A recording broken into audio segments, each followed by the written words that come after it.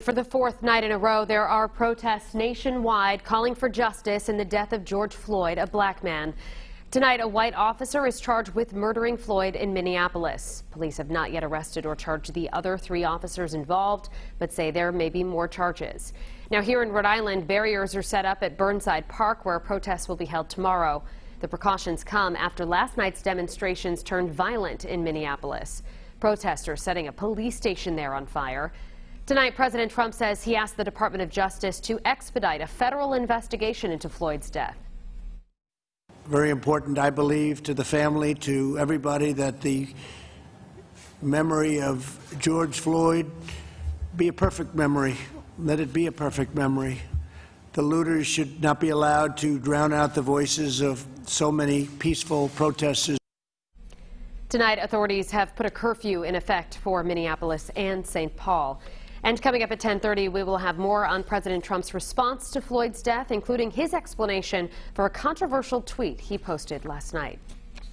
Less than 24 hours after Floyd's death, a Rhode Island State Senate candidate says she was the target of racist attacks online. Jennifer Rourke posted an emotional video to social media today describing the comments which were made during a virtual town hall. She told Eyewitness News reporter Rob Nesbitt the experience has left her numb. Rob joins us now with the interview.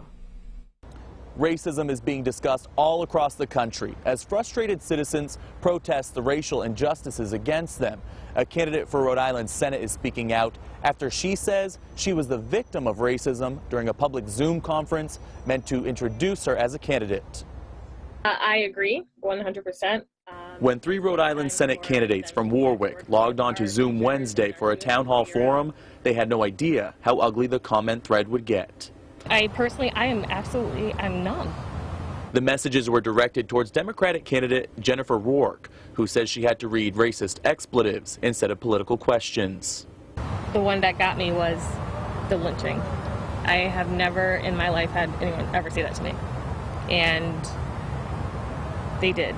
Rourke says that the messages came from 8 people watching the town hall and were sent repeatedly. Get lynched, and then lynched. As protests against racial injustices are happening after the death of George Floyd at the knee of a Minneapolis police officer, Rourke says that simply talking about racism isn't enough and that something bigger needs to happen. When we do the peaceful protests, people complain. And then when there's the angry protest, people complain. What are we going to do to make sure that we don't have to protest anymore? Governor Raimondo was asked Friday about the Zoom messages directed towards Rourke. Stop it. It is wrong, and none of us can tolerate it. Rourke hopes that speaking out will make others realize that racism exists everywhere, including the state she's running in. I need you to understand that I get treated differently because of the way that my skin is. I don't have the privilege, you have the privilege. And I need you to use your privilege to uplift people like me.